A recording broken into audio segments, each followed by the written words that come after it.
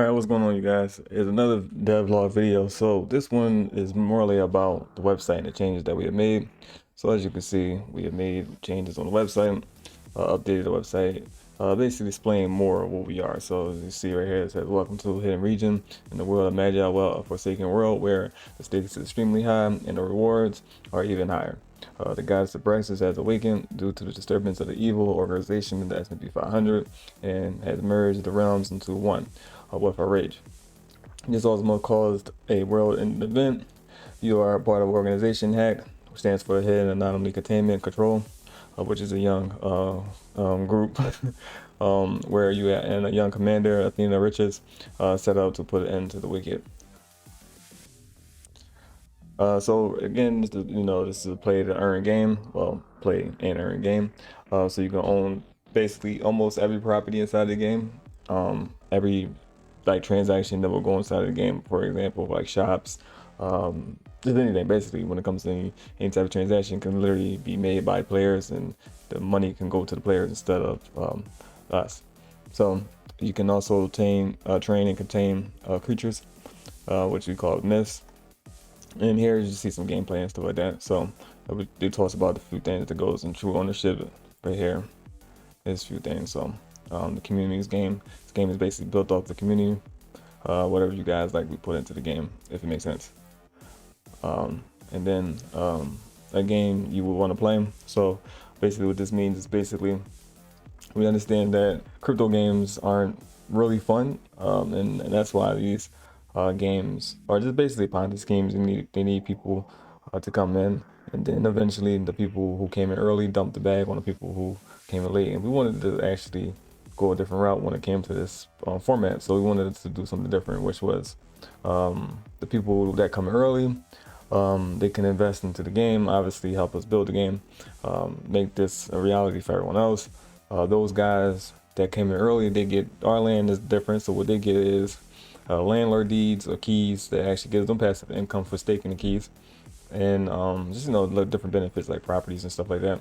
But landlord owners can actually purchase some of the properties as in businesses that you will see inside of the game. And when the new players come in, or free-to-play players, basically when they grind a token and play the missions, just go on raids, loot, and find the hidden credits within the world, they can use that hidden credits to then pay the shops, which is owned by the people that came in early. So the more people that play the game, as in nobody has to come in and pay anything, but the more people that play the game, the people that come in to play for free, which you don't have to buy anything, don't have to pay for anything to play the game. But those type of people that come in that play the game, when they get obtain hidden credits and stuff like that, and they purchase things inside of the game, that stuff will go to the players that own the stuff. Can free-to-play players own businesses and stuff like that? That's only if they purchase a property, a business from the players that owns it. So that's why it's actually good to be coming early with now with our system, because the people that invest in early will have only a financial edge over the free-to-play players. So that's the only thing. So no one is ever holding the bag, because the people who hold the businesses and stuff like that, as long as the game is being played, these guys are making money. So that's how we utilize our token, which is we give all the money to the players. So anything that's made inside of the game is actually given to the players, versus we taking the money. So no matter who comes into the game, how long you come into the game, when you come into the game, as long as the game is being played, either people that came early or people come in know the token is being used, and that's how money is accumulated. So no one's holding the bag here. That's what we wanted to get away from. So let's go to a new thing. So you go through most of these things. Shoot, we gonna go here. We're gonna go to play and earn.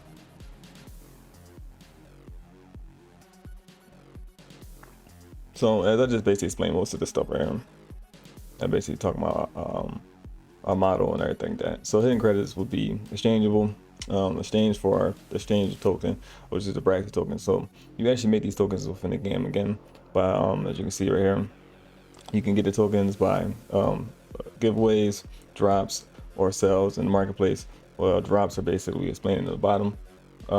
drops are basically when you like kill an enemy, an AI enemy, not a player person. When you kill a AI enemy, they might drop weapons or whatever the case may be.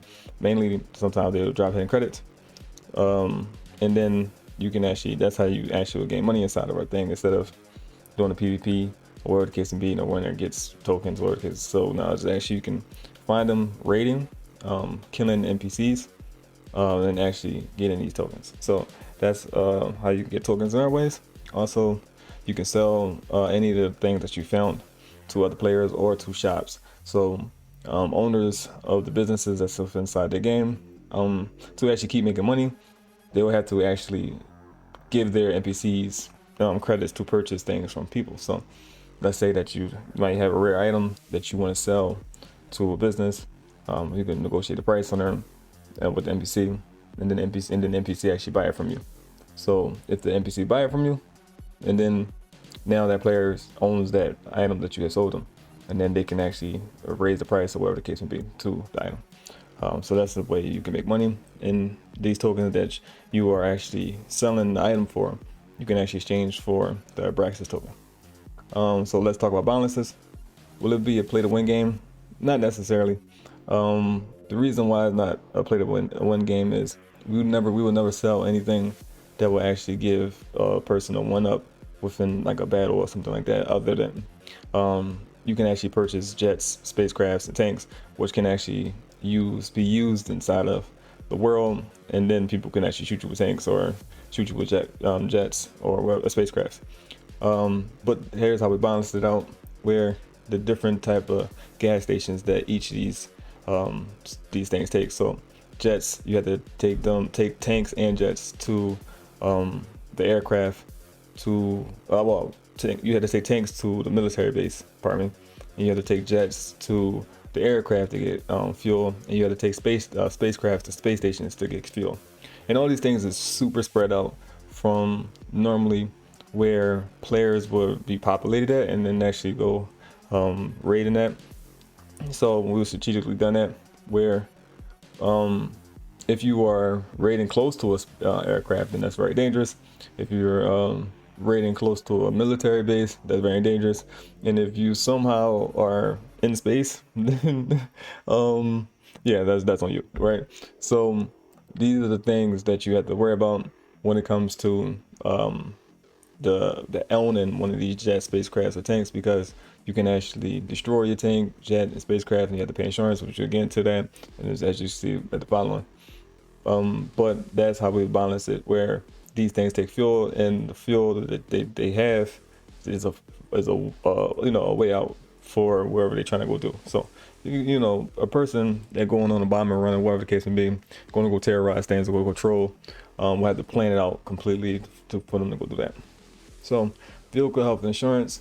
Vehicles have health and can be destroyed, so you want to be careful with the choices that you make. You don't want to be just driving crazy or just doing reckless things when it comes to being inside of this world. And you also don't want to make enemies too, because or actually take your vehicle to where the enemy is at, because if they shoot the vehicle up or attack the vehicle or blow the vehicle up, then it's destroyed, and you have to actually have insurance to get a new one, or you had to sell, destroy one, and that's how it goes, right? So that's basically that. So insurance is monthly.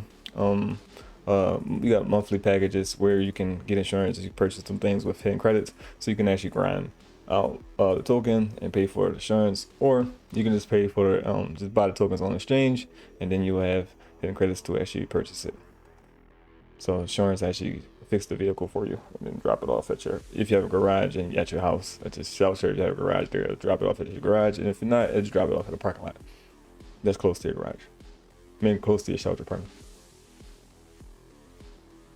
All right, so drops, like I said, drops are items or currency that will fall from the enemy, AI, NPC players, NPCs. When they are defeated, players can earn hidden credits or loot from these drops and sell or keep loot. So that's the deal. So free to play players, yes, the game is 1,000% free. And free-to-play players can obtain almost everything inside the game by grinding the token. But here's the cool thing: free-to-play players that use the in-game currency will go to players who own properties and businesses in the game. Can free-to-play players own properties and businesses? Yes, they can only own properties and businesses by purchasing them from other players. So again, this is how we make sure that the players make the money that they earned, and they use the tokens that they earned to buy the properties. Now we want to be realistic and transparent. The players who invest and back the project will have a much higher earning potential than a free-to-play player, but the earning potential is still there for a free-to-play community. That will matter on the time they have to put into the game, and referring people can help them as well. Because if you refer people, we have an actual referral ranking system where you can actually make money for referring people. Well, I mean money as 10 credits.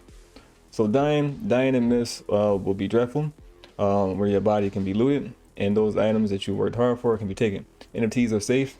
This encourages players to utilize the shelter or banking system. Banking systems is, which I'll show in another video. Banking systems are just basically, you just put like deposit boxes. You can put rare items and stuff that you want to basically keep safe. The people can't steal from you, whatever the case may be. And this is another reason why is people own these things, and you actually pay the person that owns the banking system versus paying us. So when you use hidden credits to pay the banking system, that bank, whoever owns that bank, will actually get the money versus the game. When it comes to dying, you want to make sure that you plan your moves before you go out into the world, because again, dying is very dreadful in this game, and which makes this a successful raid very desirable, and is actually like an achievement when you actually go out there and get some good loot and then actually make it back to where you need to make it back to. Raids is when players go out to the world and search for resources and see what they can find. Items in the world will reset every 3 hours. So shelters are a great place to wait, where you might respawn near the place that have the great resources, or you can claim and protect the territory due to the rare resources and stuff like that. So if you see people inside the area that you want to say this is mine, you can actually claim that. Well, you can't claim it, but you can just say this is mine. And if you see somebody stepping in the area, you can do what you got to do, get them out the area. And that's basically we wanted to put that aspect into the game, where people that have homes or a house near an area, they can just role play and take over that land, like this is mine right here. And who knows what comes out of that, right? So raids is very challenging because you aren't the only ambitious K-line out that's looking for resources and riches. Other players are as well. We do not recommend that you bring out your rare items to raids unless you have more than one, because the raids can go very, very bad. Slums, remember the safe zones. So safe zones, which I didn't put this slide up here, and I need to put it on the website. Safe zones are a place where you safe that, which I'll get into another video. I'll just bring it up when I put out the actual properties, the shelters and stuff like that. I'll talk about when I do the city. I actually post that content up when I post the city content. I'll actually talk about the safe zones. But slums aren't a safe zone, so cities and towns and stuff like that are safe zones. Slums aren't, but they do the exact same thing that a city and a town has. So you can shop there, you can go get food there, you can go to the hospital there, stuff like that. So, but you will sometimes might get in combat because the AI are very aggressive there, and players can attack you there as well. But slums are just like the jungle, where it's high risk and high reward. So that's a pretty good thing about the slums. Jungles are the most challenging places in the game, where the AI are cranked up to insane, basically Dark Souls level or Elden Ring level, and it's hard to see what's coming because the grass is tall and buildings. It's a high level loot and resources in the jungle, basically rare items that you can't find nowhere else in the world. But you aren't alone. You will have to worry about the players, AIs, and bosses, which there will be bosses. We plan on making the bosses like Monster Hunter fights, which is with guns and that sort and stuff like that as well. But they will be like Monster Hunter fights. Who are there to stop you from taking the loot from the jungle? We see this as being where a partner and with other players will be very, very, very very good to do. This place will be a good place to actually get the best type of loot. But I think this place will be for those that are experienced. If you're not experienced, I think you should definitely make sure you make some friends inside of the game. So quest, Myth Story of Abraxas is a story-driven game, and it will be telling a story throughout basically your time in it. So those who engage your quests as players, players will earn such as weapons, vehicles, and hidden credits for doing the quest that is set out throughout the world. There are no right or wrong way to basically do any of the quests. If you do some of the quests, well, there is a quest at the beginning. Let's just say that there's a quest at the start of the game, but that's just basically showing you the controls and stuff like that. So, and then after that, you can just do what you want. You can do the quest or not, whatever the case may be. We wanted to put a reason why you are surviving, a reason why you're looting, a reason why the gods are basically interfering in the world, and why the planets are orbiting onto the Earth. There is a reason why the S&P 500 took over the world and unleashed the containments that they have, basically captured out on humanity. And those answers are for the players to find out. We wanted to also move away from a big open world, and their only things you can do is kill each other and hide from each other. So we wanted to actually go away from the traditional looter shooter thing. We actually wanted to put a story inside the game. Whether in the world of Magic, well, it's a little different and very dangerous due to the gods manifesting into the planet and to the realm, and then the planets throwing off the core of the Earth. So you might see massive heat waves, heavy rain, where seeing will be very difficult, fogs where you can't basically see anything, and darkness where a zombie apocalypse will manifest from the portals. We recommend players stay inside or of inns or the stash house, where sleeping at campsites will not be an option due to the danger that the weather brings. Now, you can actually go out there and fight the zombies if you want to, or you can go out there and find out what's ever behind the fog, or try to do raids within the rain and the fog as well. But that's up to you. So if you're that damn good, then it'll work out for you. But it's gonna be very difficult when the darkness and these things happen. The difficulty cranks up as well. And you have attachments. A pistol is strong enough in combat versus humans, but does no damage to SCP anomalies sometimes. So a lot of the basically like the entities that you'll see inside of the game will be kind of immune to the pistols. But it all depends on what type of ammo you have. So an SMG will be perfect, but if it didn't lift me up when I'm shooting in those jumping 8 legs, which is a creature inside of the game, the jumping 8 legs. Maybe I could use my new rifle with a new scope to keep my distance on the battlefield. Or my sword will be stronger if it had a sharper blade that can cut down walls, which destructible walls and buildings will be actually putting that into the game now. Weapon attachments allow players to customize their loadouts and playstyle even further. Buy attachments, craft them with materials, or find them out while you're exploring. Increase the power of your weapon will increase your chances of survivability in a region, as the guy said in 2022. This is basically saying they breaking the fourth wall. It's breaking the fourth wall of the game. The game knew about the real world. So go back here. Let's go here, and let's go to game info.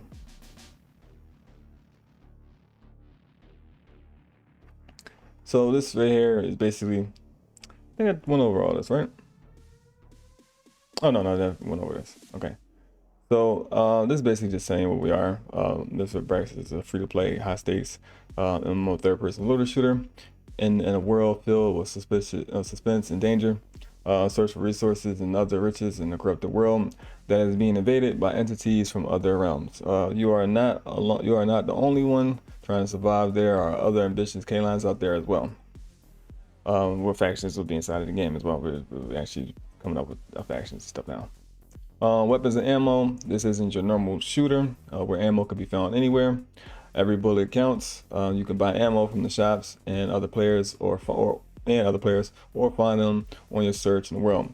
Here is a hint: if you are looking for ammo, check out the military bases, bunkers, and old police stations. You want to make sure those places are occupied first, and if they are, your choice is yours. So again, if the players own the ammo shop, then you actually be buying from actual players, or you can just buy it from a player that's just walking around and they got ammo for sale. So food and drinks, never try to hit a lick on an empty stomach. Before a quest, raid, or road trip, you want to make sure that you are fed and you have a lunch, or you have lunch on you.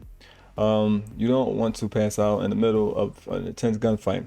Food is rare due to the food shortage that happened in 2022. Again, breaking the fourth wall. So if you have food, you are rich. When a player is hungry, they will move slower, and when they are starving, they will start to lose health until they pass out.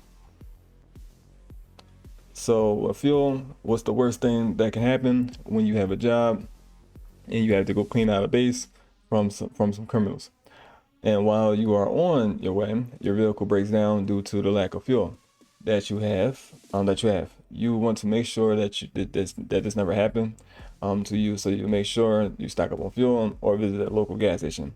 Hitting optimal is always the smartest choice when it's choosing from being stranded or having gas. Vehicles will stop moving and planes will fall out of the sky when they are out of fuel. Rest is something we can never get enough of. Well, you want to make sure you get enough rest before you go out into the world of your character will be resting in peace.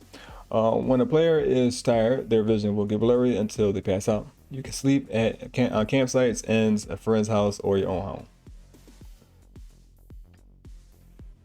Shelters are very important in this. This is where you can place all of your fine loot that you have found, and it will be protected. Shelters will always protect you from deadly storms. Just in case the S&P 500 may have made a deal with an evil guy that happened to cause a zombie apocalypse. You never know, but it's better to stay safe than sorry. Shelters are also a great place to plan your next move. There's a lot to explore and see in this beautiful, peaceful universe. And I have to rest this here. I take the rest down. So trust. What more do we want in life, right, friends? You can never go wrong with them until they stab you in the back and take all of your loot. Or these are those people you might find in the world of Magic Well. You might want to be careful. Not everyone is trustworthy, so choose wisely who you let into your circle, because they might hurt you. We encourage players to play together and gather resources together and protect each other from those who are unlawful. So practice trusting people to say hello, to get to know each other in the world. And that's basically it right now. So this is a devlog talking about basically what I just added to the website, basically giving you a full breakdown of the game and how the game will play and how the game is actually being developed now. And things looking really good. As you can see, some of the videos I post up. I'm always at Telegram posting up updates. We'll be on YouTube posting up updates. Not too much using my Discord though, but I'll try going there. My YouTube actually notifies those guys. But it's always updates, so I'm always working on the game, always making the game a better place. And the game will be very fun. So again, if you're looking for a good play and earn game, this might be something for you. Again, this is to protect people from holding the bag. We wanted to get out of that type of game play and game style. These games out here, we wanted it to be something different than those guys, where you don't have to actually come into the game. Even if you want to wait until the game come out before you invest in it, then you can do that as well. But you have to buy everything. If we don't actually own any more properties inside of the game, then you have to buy those properties from players, and whatever price they charge you, you guys negotiate that. So that's the thing. We actually wanted to make it where again, the game is going to be super fun, but the people that's already in the community see that the game looks super fun. We'll be actually letting people test it out before alpha thing, so they can actually see how the gameplay feels with the gun, the combat, and stuff like that. And just drive the cars, whatever the case may be. Just basically go in circles, whatever the case may be. Jump up and down, use the powers, and see how it feels in the world before we actually go into alpha. And those investors that will be doing that, these guys will be the ones that you guys will be purchasing from. And if you actually want a business, rent a property, rent a business out, or whatever the case may be, these are guys that you will be making money. You'll be that will be making money from you guys. And again, whenever you come in, it doesn't matter.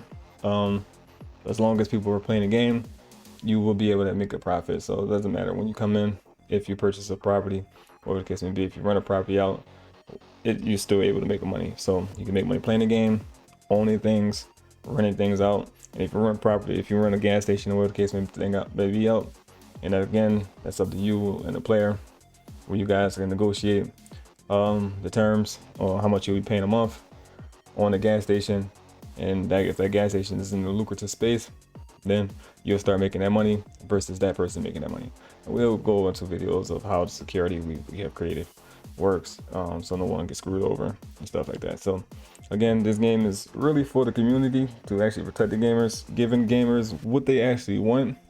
But the NFT space hasn't given them that yet. So that's what we wanted to create, an actual crypto game that actually works. So this is the way, because this is being built by an actual gamer. I'm an actual gamer.